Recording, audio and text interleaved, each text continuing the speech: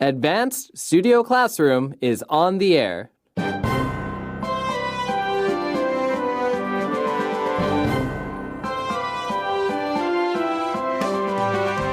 Today, it's the Academy versus Netflix.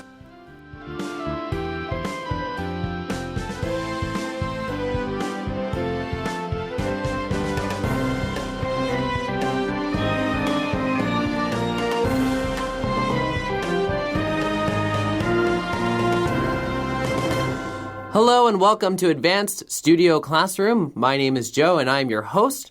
Today is the second day of our entertainment article and we're talking about a streaming revolution.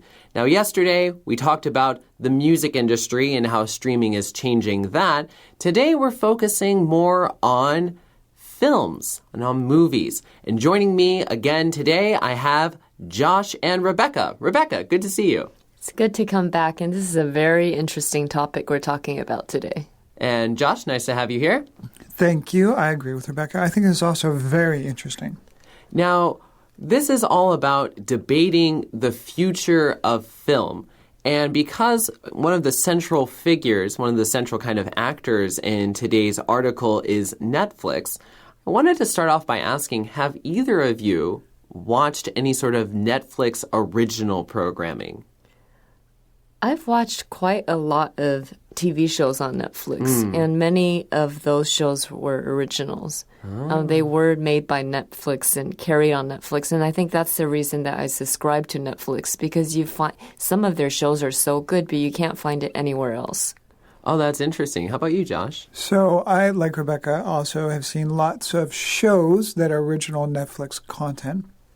Not as many movies, though. Right. So there are certainly a lot of movies that Netflix makes, but I don't watch as many of those as I do documentaries or TV shows.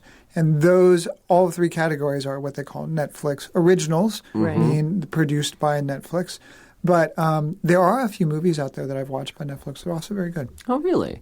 So for me, I've also watched more of the Netflix originals in terms of their shows. I was really surprised. I've been studying Japanese, so I've been watching some of the animes, like the Japanese cartoons they have on there, and I was surprised at how good they were. They're good. Yeah, they do a really quality job there. But what's interesting for me is, I had gotten into Netflix just because, I wanted to watch the movies they had on there. Not necessarily the original movies or the original content, but just, they have a good chunk of Marvel movies that I want to be able to watch.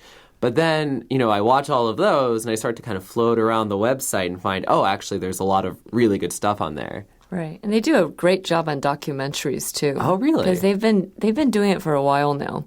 I think probably pure entertainment movies is something that Netflix went into a little bit later because usually these are bigger budget items. So maybe they've done a longer time with documentaries. So some of their documentaries are very good as well. Oh, that's interesting. Okay, well now I need to devote more weekends and do a Netflix binge, Josh. Yeah, I've done a lot of binge watching as well. And that's when you have a series of something that you just watch. So beginning to end, to beginning to end, to beginning to end with no breaks in between. So you can binge on them or watch them all at once. Man, I might have to borrow your couch. Your couch is really comfy. That's good for Netflix binges. We do have a very good Netflix couch. Perfect. Well, as we've been talking about Netflix original content, this sets up sort of the background for this debate. And so we have this debate about what exactly is a real film. What exactly is worthy of an Oscar? And so we're going to get into what exactly this debate is about with our first reading.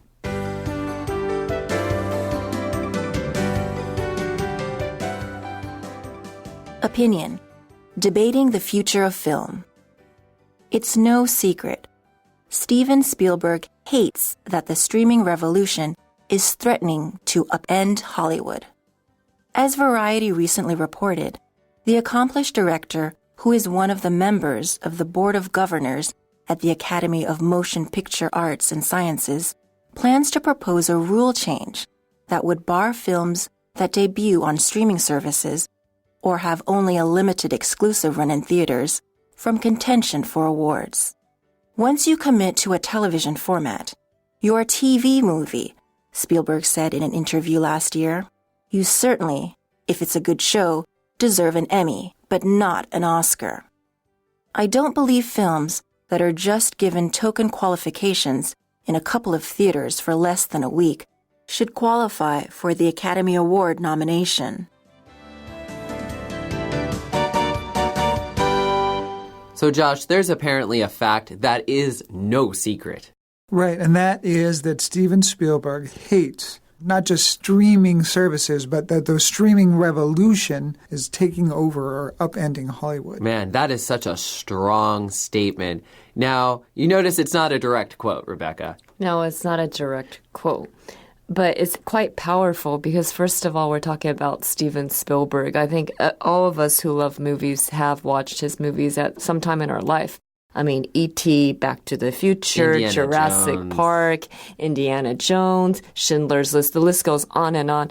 He has a very long and successful career in Hollywood. So when it says Steven Spielberg hates something, you will sit up and take notice because of who he is. He's very, very powerful in Hollywood. Right. And this is coming from a report from Variety. And they started to kind of explain that, he's not just an accomplished director. He also holds a very particular position. Yeah, he's one of the members of the Board of Governors at the Academy of Motion Picture Arts and Sciences, which means that he is one of the people who sort of helps determine the rules of how people are entered into the Academy, but also, more importantly, who gets to, or how it's determined what sort of content gets to win an Oscar. Right, like who gets to be nominated, right?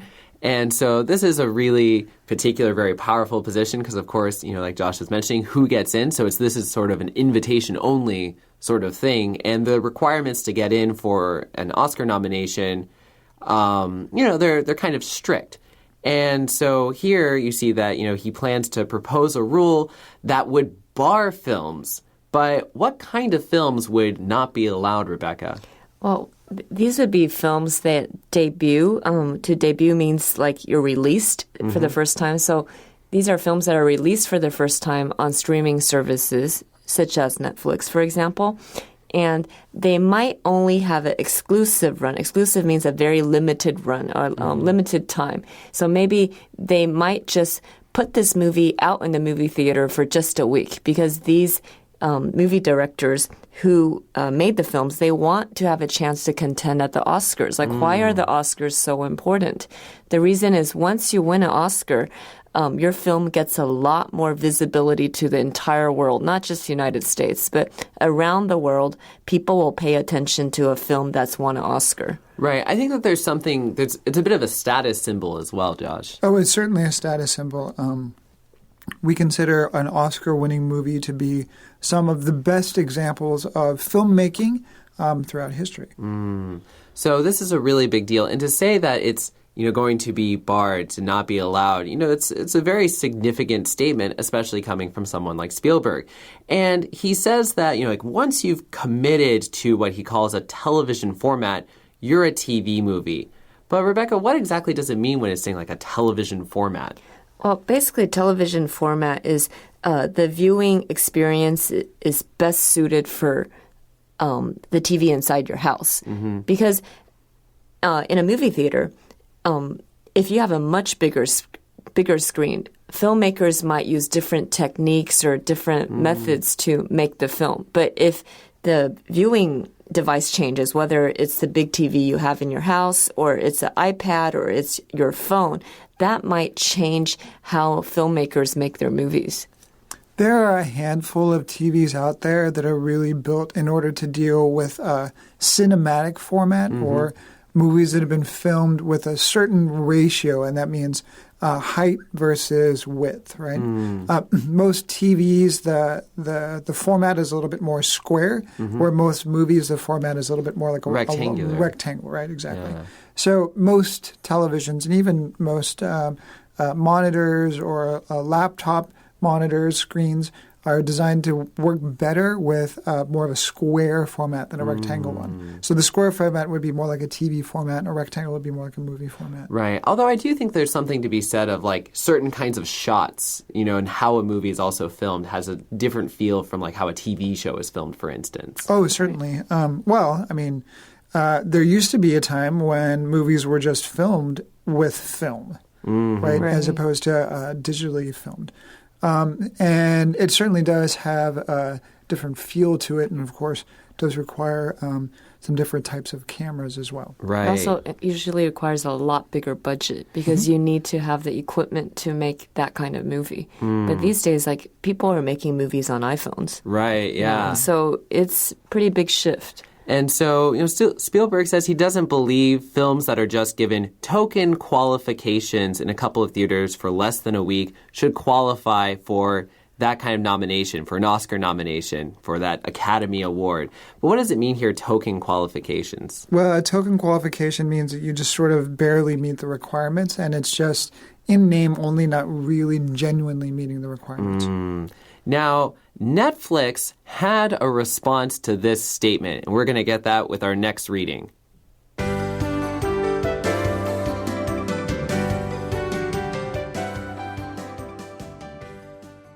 Netflix tweeted a reply to Spielberg's recent campaign. We love cinema.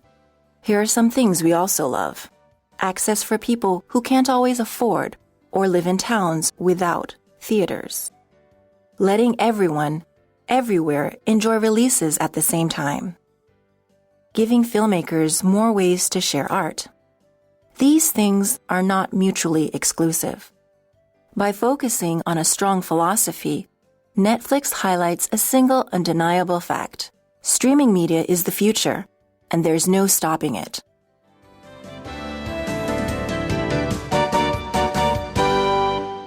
So, listeners, Twitter is a battleground. It's usually how I think of Twitter, to be totally honest, Josh.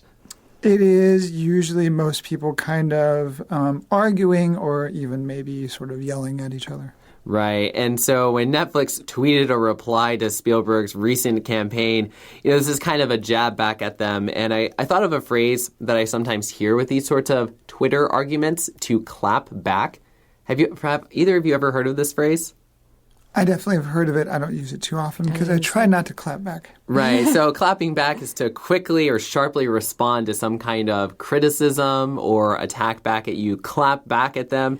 And I love the opening line, "We love cinema." And then Netflix continues on saying, I actually think Netflix reply here is really brilliant. It's very, very democratic.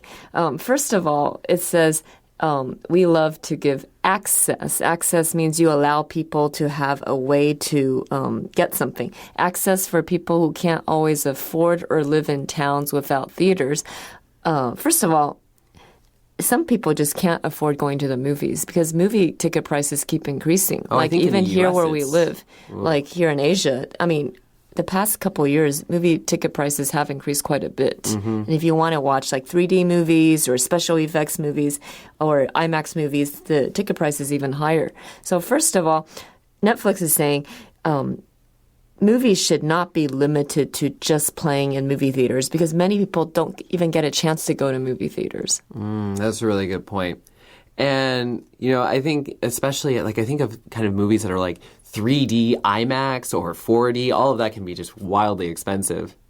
It can. And there's also, so there used to be, I think, for a long time, sort of every town also had its small town community theater where you'd be able to go to see the releases of the new movies, and it wouldn't make a difference. I mean, I remember when I grew up, a small little town had maybe about 10,000 people in it. We had two theaters in town. One was for the university and one was for locals. Of course, you could go to either one. They wouldn't bar locals from going to the university theater or vice versa.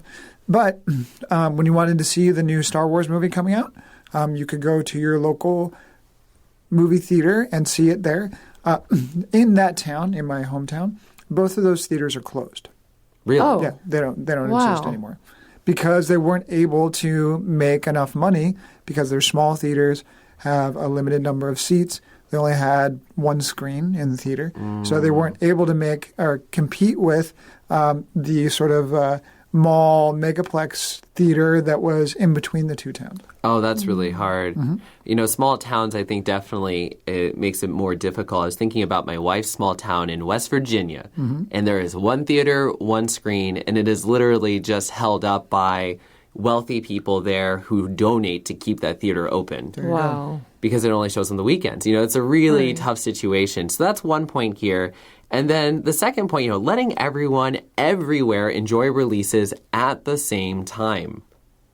That's a kind of a thoughtful. It's a very interesting way to describe the fact that when you release something in Netflix, that also people around the world can see it at the same time. Which Not is, always, though.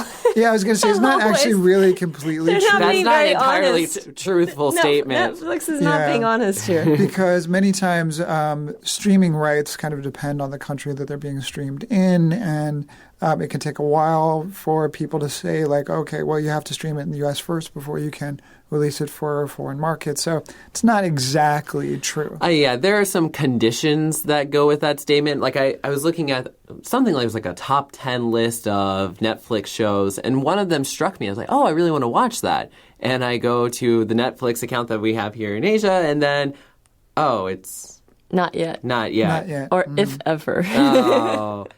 And so that can be a little frustrating. And then its third point here, Rebecca. Giving filmmakers more ways to share art.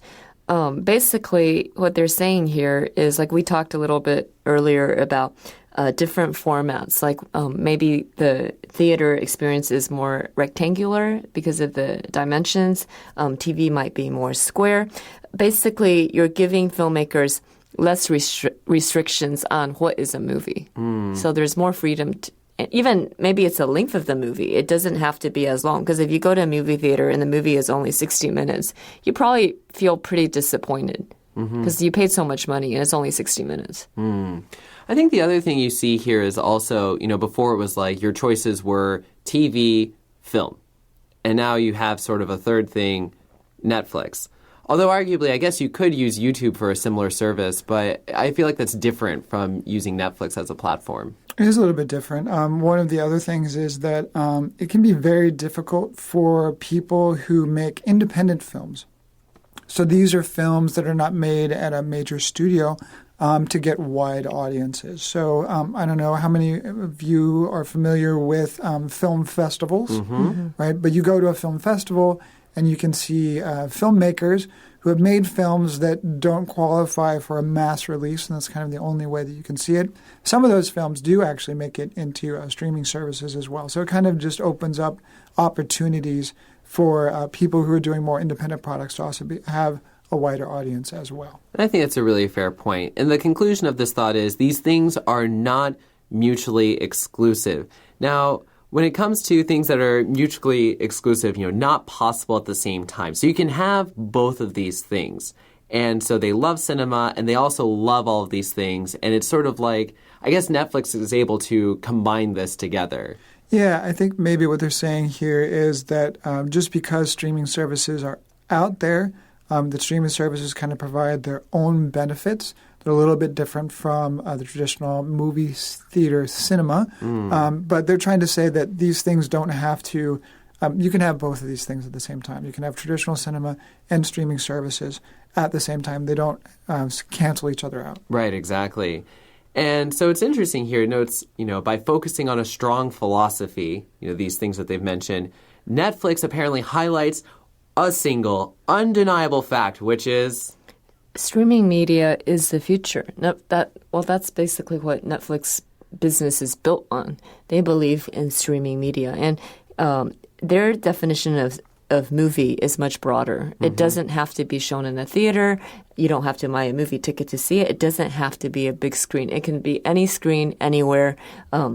You can qualify to be called a movie. Right. It's kind of funny, just to sort of take a pause on the conversation, to think about how Netflix wasn't always a streaming service, if I remember correctly, Josh. Oh, it used to be more of a movie rental service, right? So instead of going to your local rental store in order to rent a movie, you could have Netflix would send you DVD in the mail, and then you would just sign up for a monthly service where you would get a few movies, and then you would also return those movies through the mail as well, which some people directly connect to the downfall or the decline of movie rental services. But then once they went into a streaming service where you would just pay one fee a month and get access to many, many, many different movies, I think that really caused a lot of the traditional sort of movie rental places to disappear. And I think, what we see here is, and we'll see this word coming up in our next reading, is about this idea of disruption. Right. It disrupts these services, and now it seems to be disrupting the film industry, at least perhaps to Steven Spielberg. So we have this question, this idea here of being ready for a change with our next reading.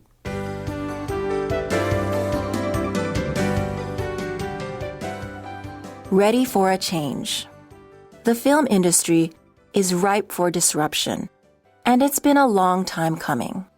That's one reason why Netflix's strategy has increasingly focused on producing or acquiring distribution rights for original content.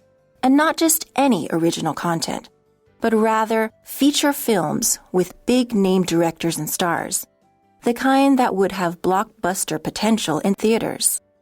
Spielberg may succeed in persuading the Academy of his recommended rule changes, but even if he does, it'll only be a drop in the bucket. You can't fight the future, after all. In many ways, it's already arrived.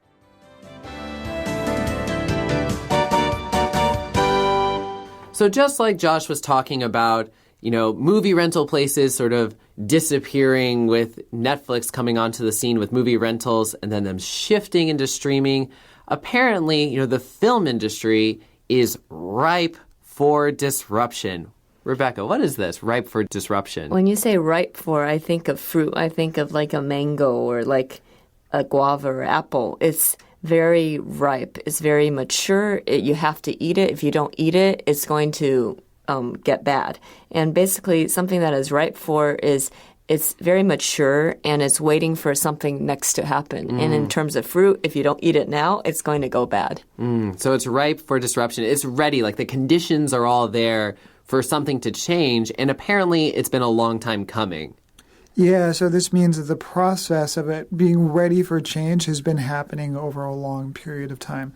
So like when we were talking about Netflix going from a movie rental company to a movie streaming company, that happened a long time ago. But because of those changes that have happened over time, it really means that the movie industry or the film industry is ready for a big change or big disruption. And apparently this is one reason why Netflix strategy has increasingly focused on producing or acquiring distribution rights for original content. So they're focusing, and just kind of like the opening of today's program, they're focusing on original content.